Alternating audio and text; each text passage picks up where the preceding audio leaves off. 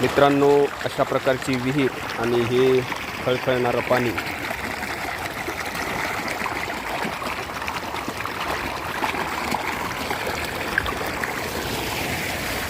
आपण बघू शकतात आणि ही त्याच्यावर शेती.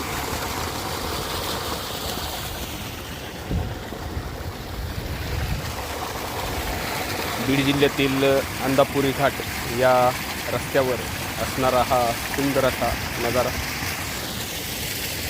हे पाणी चाललेलं आहे शेतीला.